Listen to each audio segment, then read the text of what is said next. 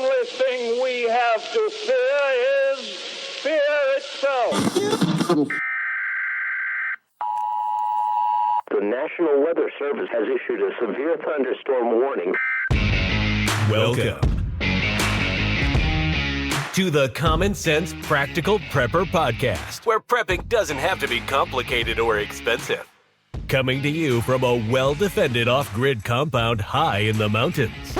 Coming to you from his Florida room in Richmond, Virginia.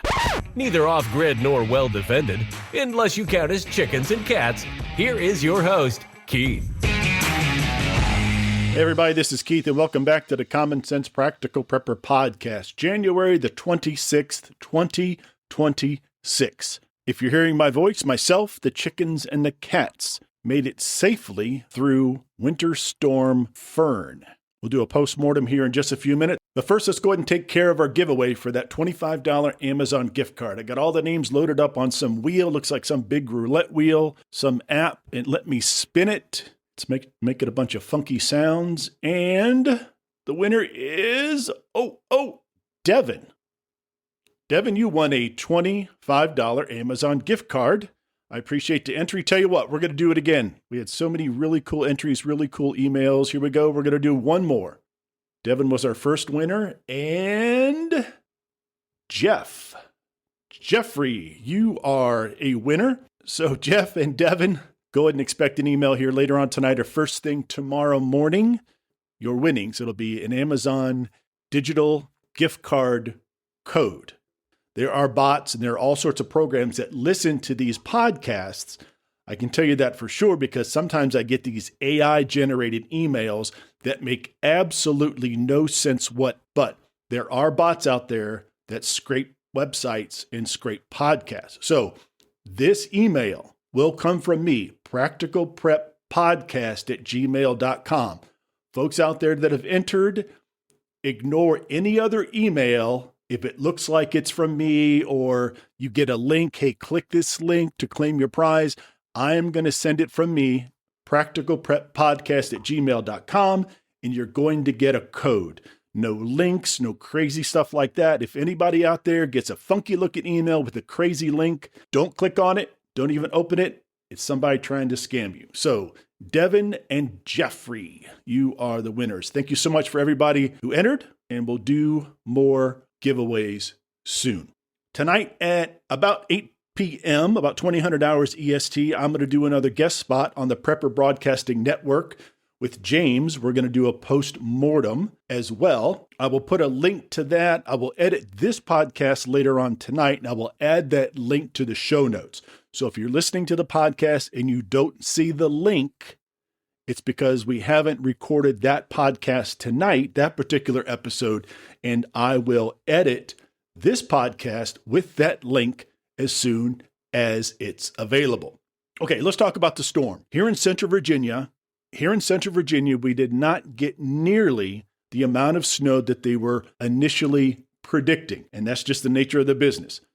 Sometimes the meteorologists are right on point, and sometimes they're not so much. So, in Richmond, we got between 2 and 5 inches on the average. I got 2 inches here at my house and about a 1/4 inch of sleet and freezing rain. The minimal amount of freezing rain and sleet is the reason why I still have power. Now, right behind this, let me give you the highs and the lows for the next week to 10 days here in Richmond. Tonight, 13, Tuesday, 10, 11, 8, 9, next Saturday, 8, Sunday, 13. Next Monday, a week from today, 11 degrees. The high is like 29 to 32 degrees. So the really crappy roads and all the ice and snow out there is not going to melt. So hats off to the Virginia Department of Transportation and all the other contractors they hired, because the major thoroughfares, I-95, Route 288, and some of the major thoroughfares around Richmond, Virginia are down to the bare pavement and for the most part are very dry. There are some spots that will freeze over, which will make driving very treacherous later on tonight and then through the rest of the week. This is not going to melt, or if it does, it's going to refreeze very quickly. My neighborhood had to put the Jeep into four-wheel drive just to get out of the neighborhood. I would not expect any of the secondary roads to be plowed for the next couple days. And if you live in a neighborhood or a subdivision, you're basically on your own. You're just going to have to get out there and suck it up and try to get out of your neighborhood the best way you can, the safest way you can. So at the peak of the storm, there were roughly 1.1 million folks without power. Tennessee got slammed. Tennessee by far has the most people currently without power. There's a really cool website I found out about, poweroutage.com. It's a big database that scrapes all the other states, scrapes their data, and currently there are approximately 682,000 folks without power here in the lower 48. Tennessee tops the list at 221,000, Mississippi right behind it with 150, Louisiana 111K, Texas 43K, Kentucky 35K. Now, early Saturday, late Friday night, early Saturday, Texas was way up around 55,000. But as the storm moved west and started hitting the East Coast, that's when Texas and Louisiana started seeing a little bit of relief. They've been without this storm for about 36 hours now, so they're playing a little bit of catch up. But for us, it's going to be several days before these folks get their power back. It was a significant storm. So the totals, so as far as the storm itself goes, up in the northeast part of Pennsylvania, some towns got 22 inches of snow. Now, that's not the highest snow total for this storm. The highest snow total was 31 inches, and it was some mountain range out west, like the Frito Bandito mountain range got 31 inches. That's a lot of snow, but they normally get a lot of snow and they get a lot of snowstorms. So the Frito Bandito range out there west, they got their 31 inches. That's not uncommon for them to see a lot of snow. So not taking anything away from the folks out there in Frito Bandito land, but we're going to have to give it to northeast Pennsylvania, coming in at about 22 inches of snow.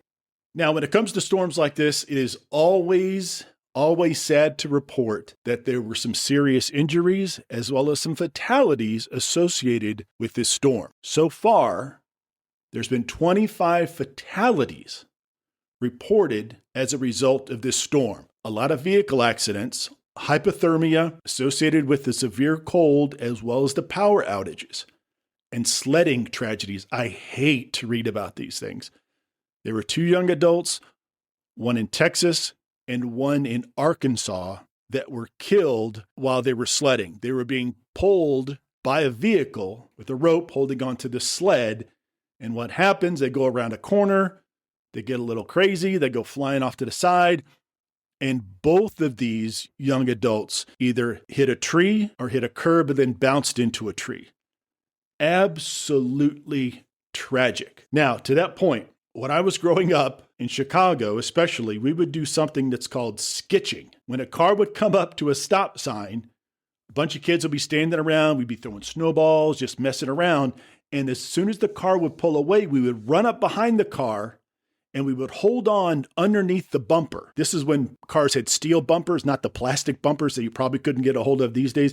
We actually held on to the bumper of these cars and trucks, and they pulled us through the neighborhood. We just had our snowshoes on or our snow boots, and they were like our little skis. Talk about dangerous things, but we were kids and we just didn't even think. That's part of being a kid, I guess. You just don't think about the consequences about something as simple as trying to go out and have fun in the snow. So I certainly feel terrible for these young adults, their families and friends, a situation that they just want to go out and have a little bit of fun, and then look what happens. Absolutely tragic. So here in Richmond, like I said, I did not lose power. But like I said before, what I'm more worried about is the single-digit temperatures that are around for at least the next 9 to 10 days. Now, there is a forecast next weekend for some snow, but who knows what that is going to be. The apps are calling for several inches of snow, but then again, the apps that I was looking at initially had 2 feet plus here in Richmond, Virginia. And we know that's not going to happen. So Winter Storm Fern is now gone. She is on her way out to sea. And I have come up with some additional names. The next one is like Gianna. I mean, who names these? The Weather Channel, what intern is naming these storms? Gianna? No. The next storm, if it's large enough to be named, it's not going to be Gianna. It's going to be Draven. Draven. That sounds like a winter storm. After that, Ravina. Ravina doesn't sound as ominous as Draven, but the next storm after Draven is Ravina, then Thorn. Thorn with an E. Thorne. Then we're going with Slade. Winter Storm Slade. I hope we never get to Winter Storm Slade, because if we get to a storm and we call it Slade, we're screwed. Anything with the name Slade, you know you're in deep, deep trouble. Then after Slade, we have Nyx. Nyx.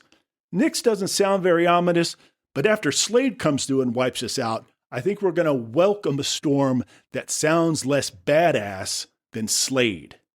So kept power here. Chickens are in the garage. My fridge showed up just in time Saturday morning, and I didn't lose power. Great fridge, by the way. A Frigidaire, highly recommended. They pulled the old one out. These cats came in, dropped the new one, hooked it up, and within 20 minutes of them hooking it up, it was already down to temperature. I've purchased 2 wireless thermometers, one for the fridge, one for the freezer. And the reason I did that, if I didn't tell you, my other fridge that was on the fritz, the techs who came to repair it tried to tell me there was nothing wrong. That's a whole different thing. But anyway, about 20 minutes, 30 minutes tops, it was down to the temperature that I needed it. And I was able to move my food from my Iceco fridge, dropped it right into the new fridge, and we're doing great. I have also decided that I am going to look into either a pellet stove insert or a wood stove insert. The size of my heat pump fits the square footage of the house. I have a single-story rancher built in 1959, so it's brick in front of cinder block. So this thing is practically a tank. Back when my house was built, they really took pride in the workmanship, in the masonry. You can tell not a lot of wood in this house. Not knocking people who live in homes that are the little bricks and sticks. That's fine. But when I was looking for a home, I was looking for something that was not just a bunch of 2x4s and drywall.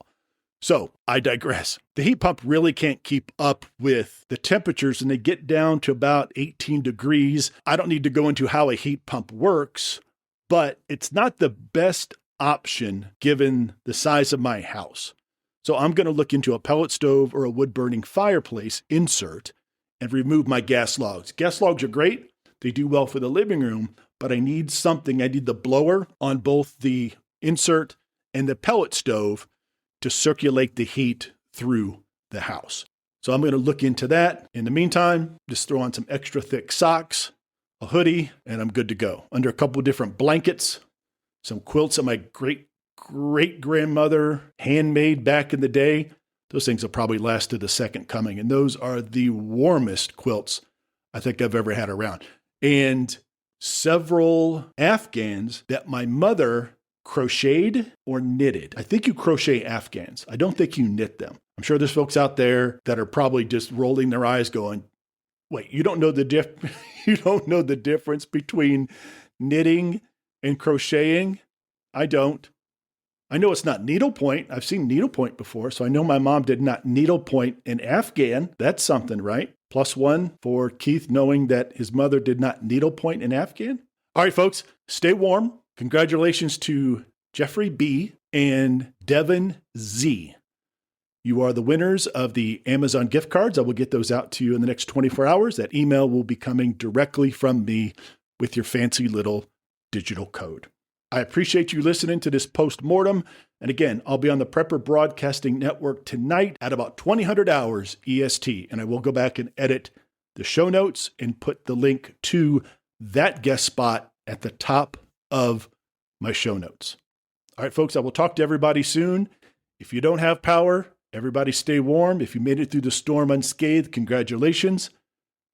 And as always, be careful out there. Take care of one another. And until next time. Thanks for listening to the Common Sense Practical Prepper Podcast. Be sure to subscribe so you don't miss an episode. While you're at it, help spread the word by leaving a rating and review.